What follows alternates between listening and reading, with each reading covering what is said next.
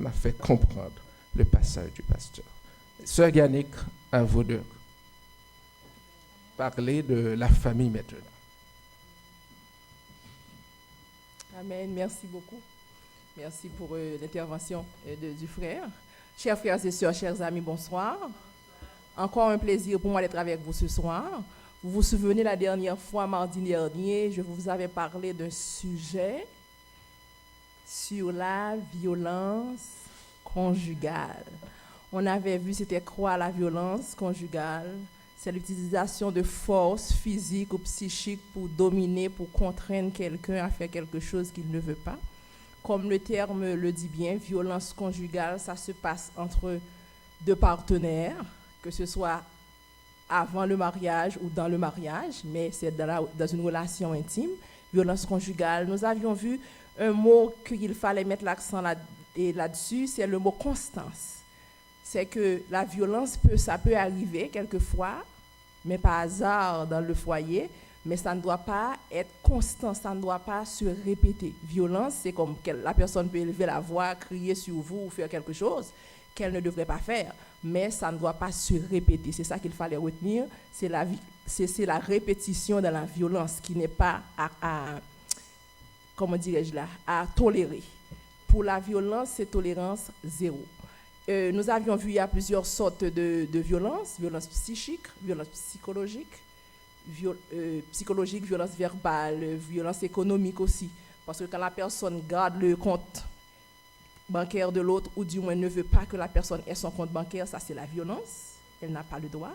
Si vous sortez et que la personne vous empêche de sortir, il vous barre la porte, elle n'a pas le droit, c'est de la violence physique. Et nous avions vu aussi la violence sexuelle aussi. La personne n'a pas le droit de vous contraindre d'avoir des relations.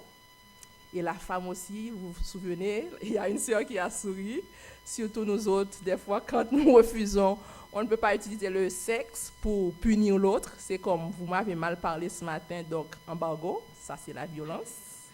Il faut arrêter la violence, mes sœurs. Ça c'est la violence sexuelle. Nous avions vu tout ça mardi dernier. Et ce soir, vous vous souvenez, je vous avais dit que j'allais vous parler des méfaits de la violence conjugale sur les enfants. Si vous pouvez tolérer la violence, ça c'est vous, mais nous allons voir ce soir les méfaits de la violence sur les enfants. Dans ce cas, violence conjugale, c'est zéro tolérance. Il y a le docteur Suzanne Forward dans son ouvrage « Ces hommes qui méprisent les femmes et les femmes qui les aiment ». Elle dit ce qui suit. Quand les enfants sont témoins des mauvais traitements psychiques ou physiques subis par leur mère, ils ne peuvent que ressentir de la terreur et de la rancune. La rancune, c'est un sentiment d'animosité, mais ce sentiment d'animosité est durable et ça reste caché et fort souvent ça se manifeste ou bien ça s'accompagne du désir de se venger. Quand les enfants voient que maman a été victime de violence, dans ce cas, à l'avenir, voilà ce que l'enfant garde en mémoire et qu'est-ce qu'il peut faire. Ordinairement, c'est de façon autodestructrice que ces enfants expriment leurs sentiments. Je lis pour vous. Manifestation psychosomatique. Très souvent, les enfants qui vivent dans des foyers où un des parents subit la violence conjugale, ces enfants, fort souvent, ont toujours mal au ventre, mal à la tête, sentiment de nausée, c'est ce qu'on a dit, manifestation psychosomatique dans leur corps. Inadaptation scolaire, dépression, incontinence nocturne, cauchemars sont fréquents chez les jeunes enfants. Et chez les plus âgés, ça se manifeste par le déséquilibre qui se traduit souvent par de l'agressivité vis-à-vis des enfants du même âge, de l'ambivalence sexuelle ou encore par le recours à la drogue. Des fois, les enfants nous disent « Ah, je ne sais pas si c'est une fille ou un garçon ». Tout ça, ce sont les conséquences. Inadaptation scolaire. Quand une femme accepte de subir les mauvais traitements d'un mari qui la brutalise, elle se place en situation de victime et se comporte bien plus comme une enfant incapable de se défendre contre une grande personne. Dans ce cas, la femme démissionne pour complaire à son mari. Quand une mère refuse de jouer son rôle d'adulte, non seulement elle prive ses enfants du soutien maternel, mais elle leur retire aussi toute protection contre leur père. C'est comme maintenant, j'ai plus de maman là. C'est seulement papa. Papa peut faire tout ce qu'il veut avec moi parce que maman se comporte comme une enfant. Et très souvent, qu'est-ce qui arrive? Ces mères, excusez-moi si on mentionne surtout les femmes, bien qu'il y a des hommes fort souvent qui sont victimes de violences conjugales, mais on met surtout l'accent sur les femmes, puisque c'est les femmes qui se plaignent fort souvent, qui vont se plaindre. Mais nous voyons que quand les femmes sont victimes de violences conjugales, fort souvent, elles se retournent vers les enfants. Et se confient aux enfants, c'est comme elles cherchent du recours auprès des enfants.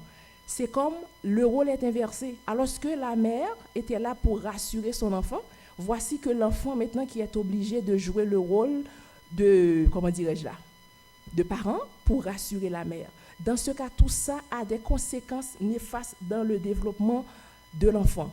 Et les études ont pu faire remarquer que les enfants qui sont victimes de violences conjugales, qui ont eu la malchance de vivre dans ce genre d'environnement, si c'est le fils, quand il sera grand, ayant vécu l'incapacité d'être en mesure de défendre sa mère, de rassurer sa mère, va rester toujours avec un sentiment d'incapacité.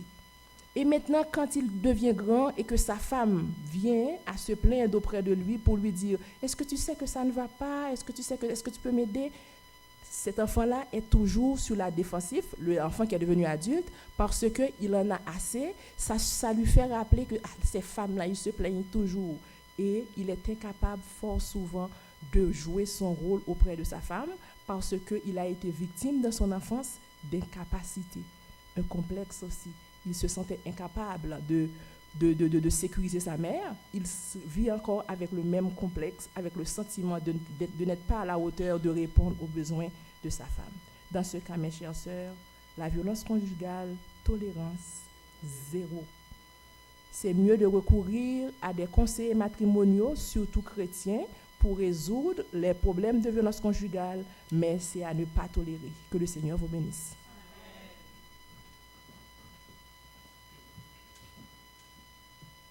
Maintenant, j'invite les chantes à prendre place pour animer donc la partie de louange, et par la suite, vous apporterez vos requêtes et nous passerons à la prière d'intercession. Merci.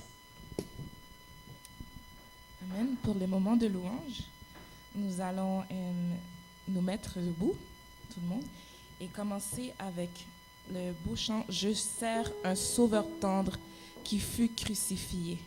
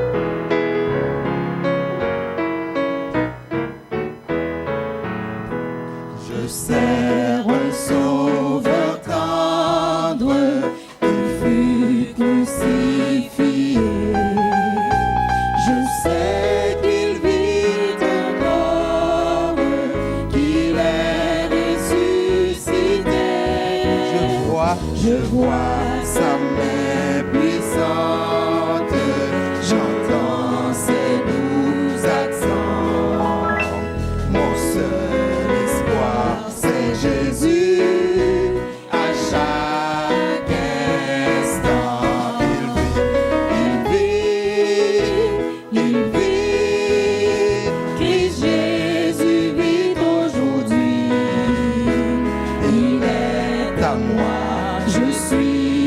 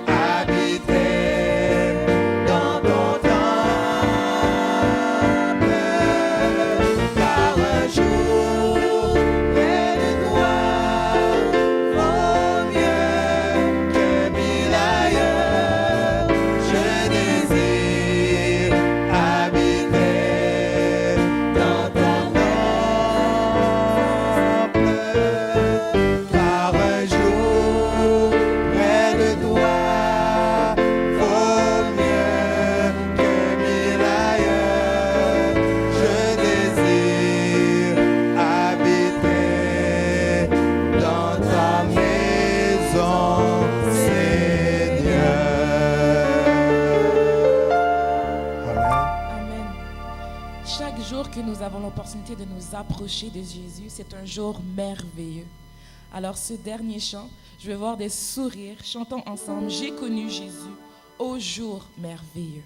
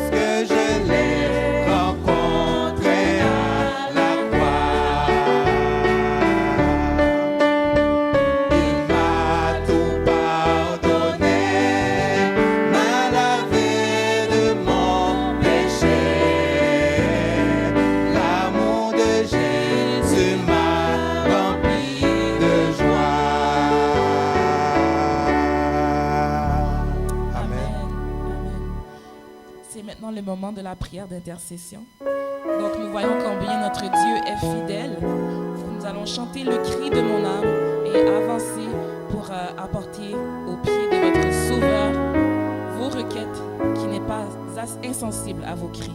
Le cri de mon âme.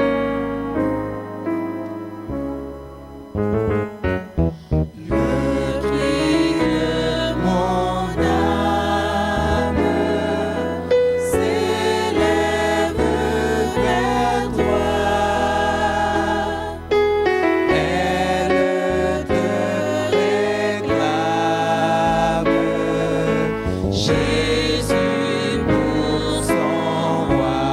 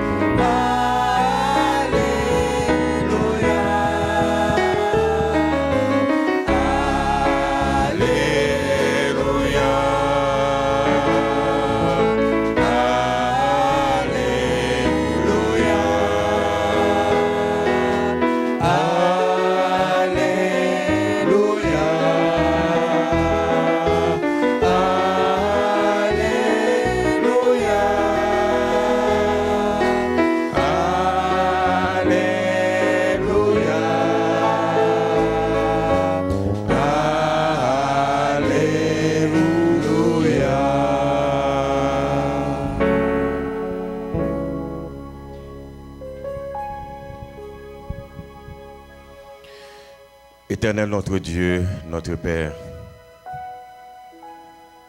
nous voulons faire monter par devant ton trône nos tribus de louange, nos actions de grâce pour tes bienfaits envers nous depuis notre naissance jusqu'à ce présent moment.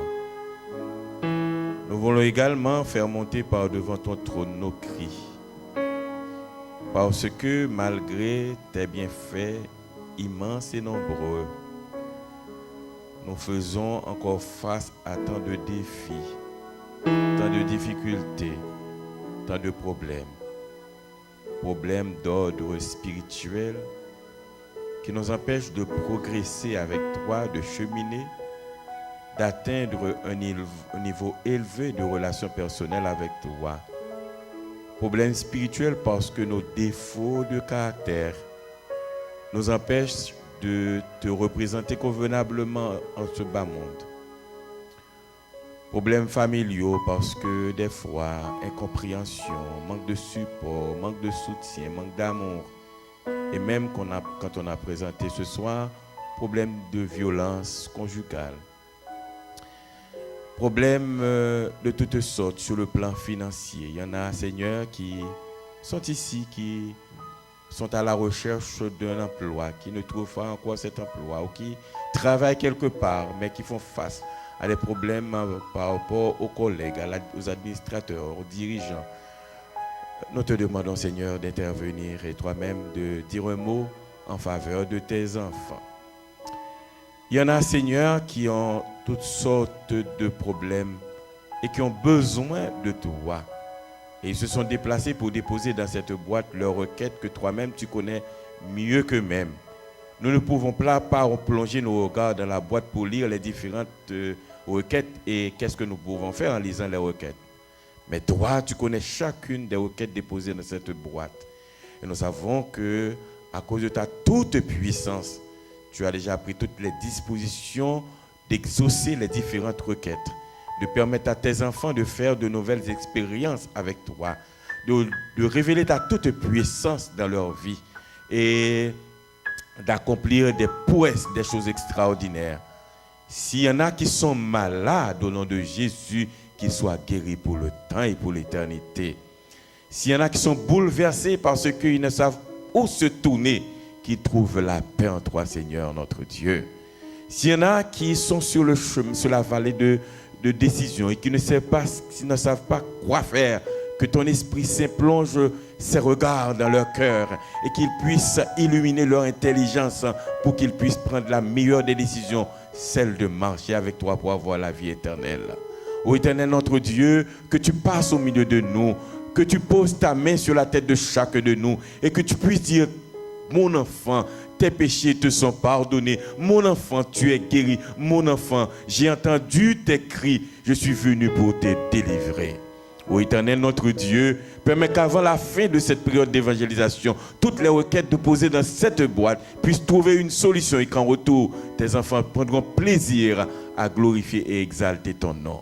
Que tu sois avec celui qui nous parlera encore ce soir, Pasteur Gérard Toussaint, et que le message qu'il présentera puisse sortir directement de toi, et que les paroles qu'il prononce puissent traverser tous les cœurs, et que toutes les âmes sincères se donnent à toi pour avoir la vie éternelle. Et quant à nous autres qui avons des années d'expérience avec toi, que ces paroles nous transforment et nous rapprochent plus près de toi. Nous allons nous relever de cette position, donnons-nous l'assurance certaine que non seulement tu nous écoutes du haut des cieux, mais que tu nous exauceras. Et en retour, nous témoignons ta grandeur, car c'est au nom de Jésus-Christ que nous te prions. Amen.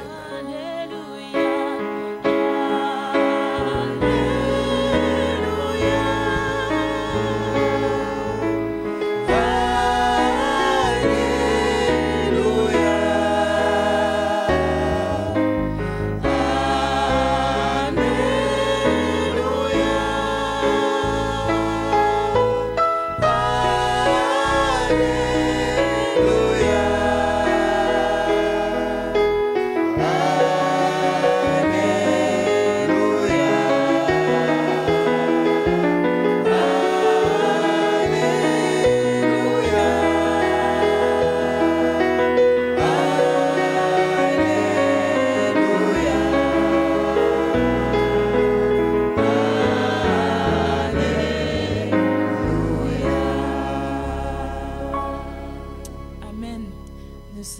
maintenant rendus au moment de la conférence biblique.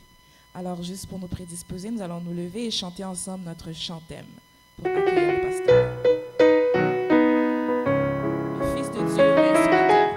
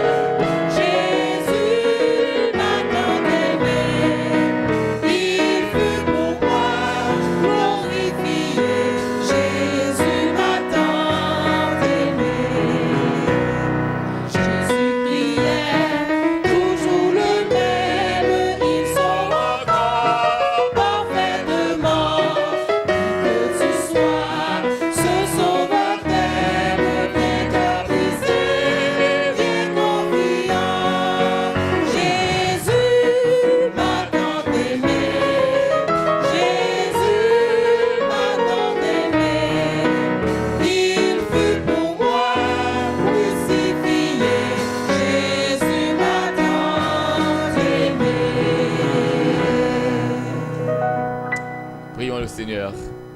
Éternel, notre Père et notre Dieu, merci pour le souffle de vie. Merci pour les eaux rafraîchissantes de la pluie. Nous te demandons dans ta grande bonté de déverser sur nous, comme tu l'as fait sur la terre, les ondées du Saint-Esprit.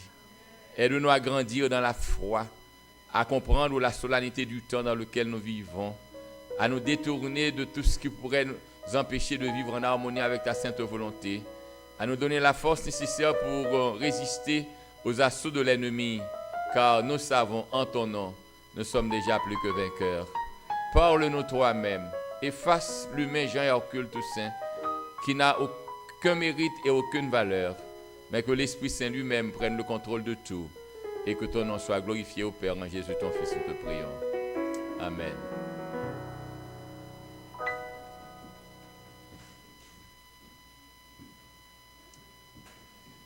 Je me réjouis définitivement ce soir de votre présence.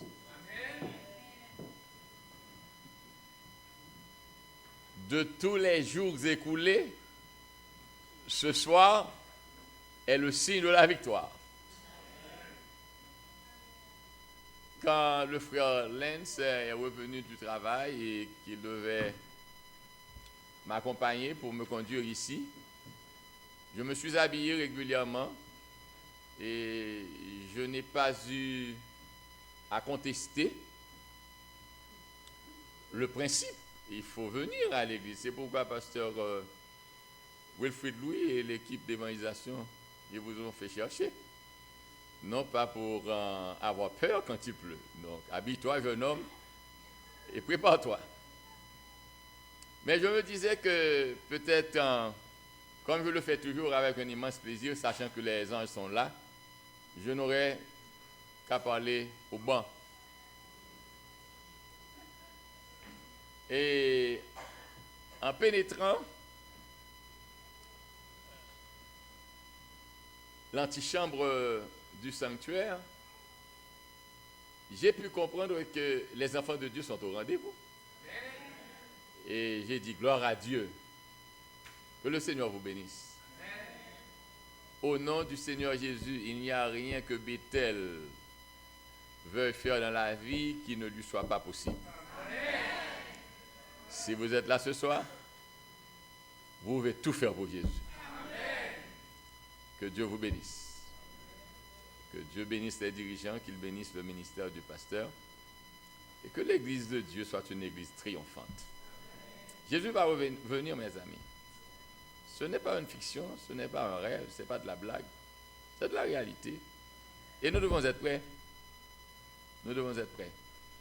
Et j'estime à côté de mes frères et sœurs dans la foi, j'ai également d'autres frères qui vont à la bergerie. J'aurais aimé les voir.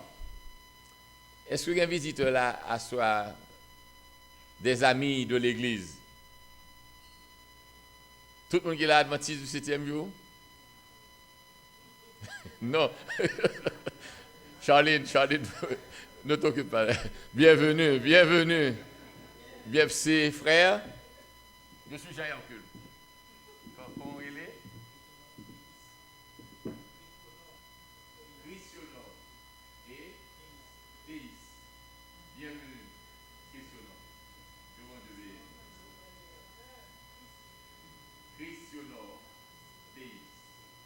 Il a dans son nom la plénitude de Dieu. Christionor, la racine est Christ. Théis, le théos, Dieu. Tu dois faire de ton mieux pour voir Dieu face à face.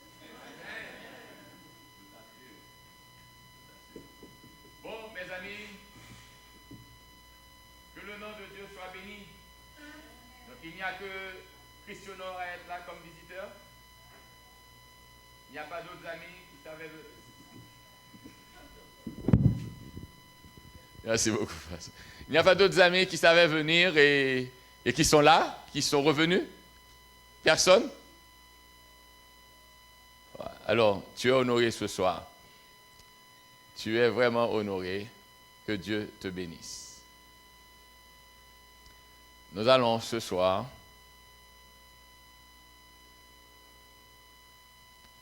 premier ancien.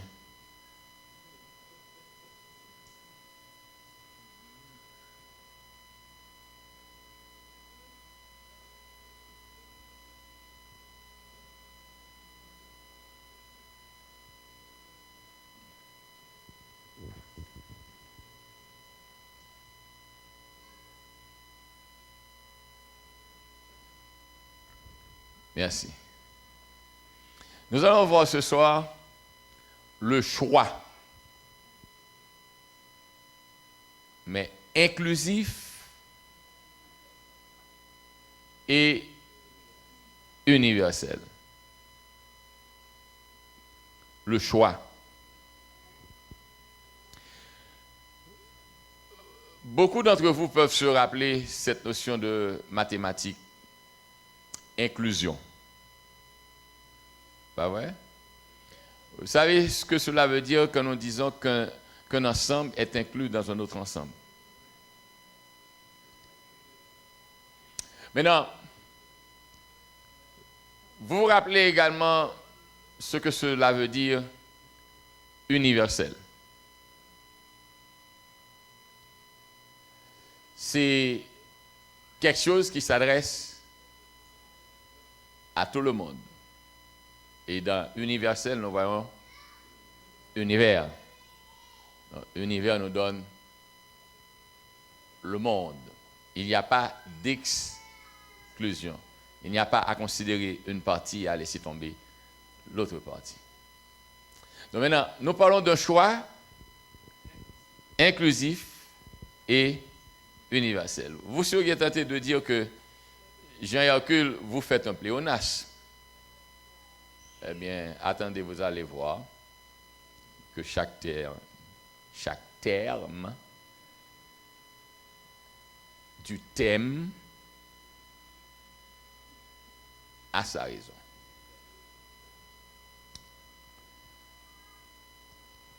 Vous vous rappelez, quand l'Esprit Saint s'est manifesté, il y a eu des Juifs venant de différentes contrées.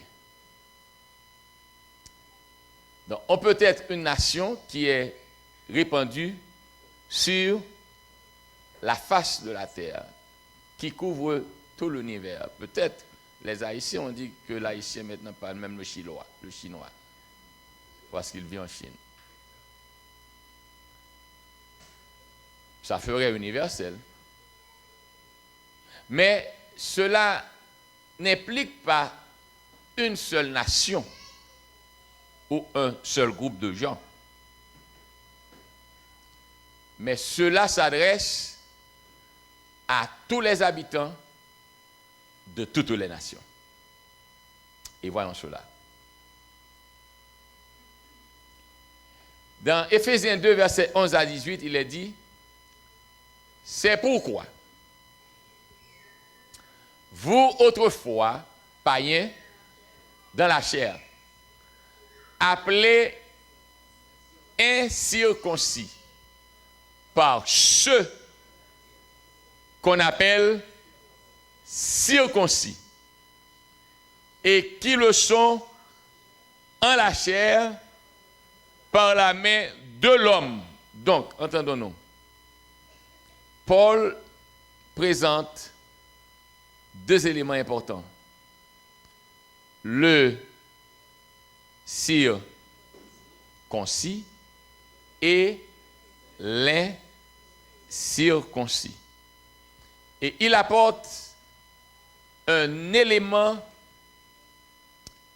de clarification. Il dit, la circoncision dont je parle est celle qui est faite dans la chair par la main de l'homme. Pourquoi le dit-il ainsi? C'est parce que il considère la circoncision du cœur. Et la circoncision du cœur, selon lui, ne se fait que dans la perspective de l'acceptation de Jésus-Christ comme son sauveur dans les eaux du baptême. On est régénéré, on est transformé, on est marqué. Mais il s'adresse surtout à qui? Aux païens, qui sont des incirconcis. Et au verset 12, il dit, souvenez-vous que vous étiez en ce temps-là sans Christ. En ce temps-là, vous étiez sans Christ, privés du droit de cité en Israël, étrangers aux alliances de la promesse, sans espérance et sans Dieu dans le monde. Mais maintenant, en Jésus-Christ, vous qui étiez jadis éloignés, vous avez été rapprochés par le sang de Christ. Donc, quel est l'élément de jonction? Quel est l'élément d'union? Quel est l'élément de fusion? Le sang de Christ. Car il est notre paix. Lui, que représente celui? Jésus. Qui des deux? Que représente les deux? L'incirconcis et le circoncis, le païen et le juif ou l'israélite. Maintenant, comment a-t-il fait des deux un?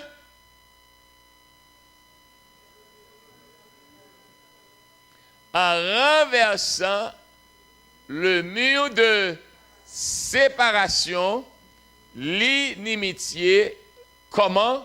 Ayant.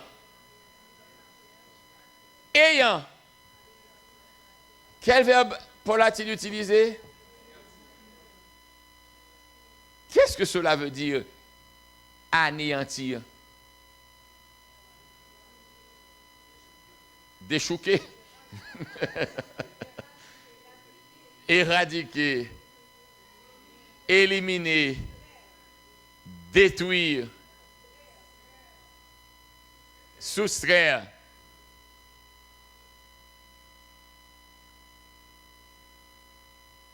Il a anéanti, mais de tous les termes évoqués, j'aime le déchouquer. Et le bon créole encore dirait le ratiboisage. Non. Radier? Gratter? Oh, raser. Oui, là, oh, tu parles encore français. Moi, maintenant, ratiboiser. Maintenant, par quel moyen l'a-t-il fait? Quoi donc a-t-il anéanti? Regardez très bien. Je parlais à un ami, je lui ai dit, Paul, ce type-là, il est trop profond. Et c'est ce qui tue mes frères du dehors.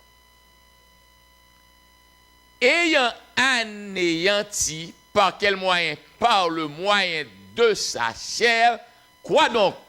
La loi des ordonnances dans sa prescription.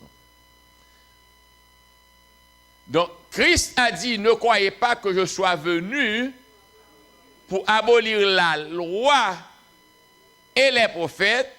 Je suis venu non pour abolir, mais pour accomplir.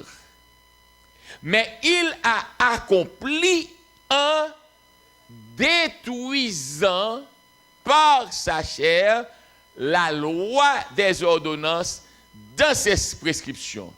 Et quand il parle dans sa chair, il est spécifique, il veut faire voir dans sa chair la loi des ordonnances dans sa prescription, parce que avant Jésus, pour avoir le pardon des péchés et exprimer sa foi dans l'attente ou dans la parousie de celui qui était lui-même le type de l'antitype, toi, go bagay, je vais me casser le type.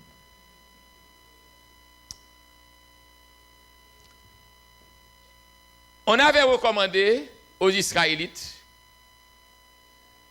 quand on a péché, de faire le sacrifice d'un agneau, sans défaut et sans. Maintenant, quand l'Israélite péchait et qu'il sacrifiait l'agneau, il exprimait à travers cet agneau son attente d'être pardonné et d'être sauvé. Maintenant, Jésus est cet agneau. Quand Jésus est venu, en mourant à la croix, il a détruit cette loi. C'est pourquoi vous et moi maintenant, nous n'avons plus d'animaux à sacrifier. Parce que nous pouvons aller directement à Jésus. Et Jésus, en payant cette dette, autrefois, écoutez-moi bien, autrefois, il n'y avait que le juif ou l'étranger qui séjournait parmi le juif et qui s'assimilait au peuple juif qui le pratiquait. Mais maintenant, juifs et païens, nous n'avons plus de sacrifice à offrir, mais pour n'avoir pas à offrir des sacrifices en vue d'obtenir le pardon de nos péchés, parce que nous exprimions notre foi en celui qui devait venir. Celui qui devait venir est venu, il a payé la dette, mais maintenant, par sa puissance, nous n'avons pas de sacrifice à offrir, nous sommes devenus les sacrifices.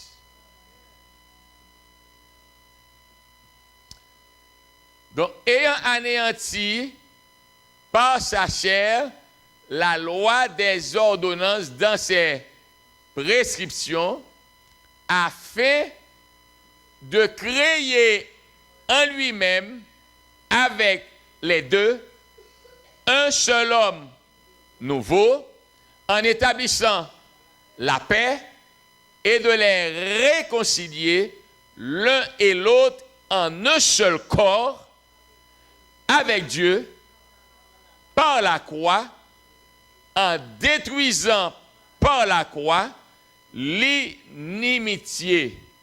Il est venu annoncer la paix à vous qui étiez loin et la paix à ceux qui étaient près, car par lui, nous avons les uns et les autres accès auprès du Père dans un même esprit.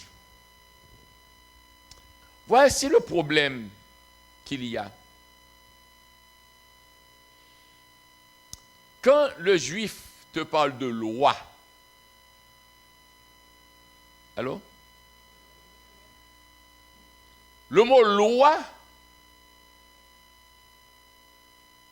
pour lui, représente plus que les 10 commandements.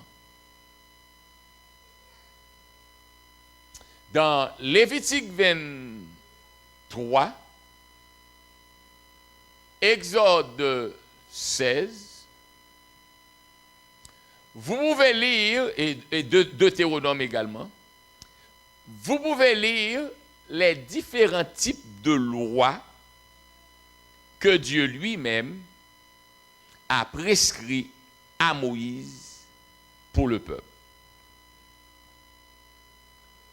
Nous parlons de lois morales qui définissent, ou cette loi définit le caractère de Dieu, qui il est. Et c'est par rapport à qui il est, il nous demande de nous comporter de telle manière. Et nous avons également les lois cérémonielles qui définissent le comportement à adopter face au péché qu'on désire éradiquer en soi et afin d'être sauvé par Dieu. Mais à côté des lois morales, des lois cérémonielles, il y a également les lois sanitaires. Vous vous rappelez, quand Jésus et ses disciples traversèrent le jardin et que les pharisiens qui voulaient le chicaner tout le temps, lui ont dit, vos disciples se lavent sans se laver, pardonnez-moi,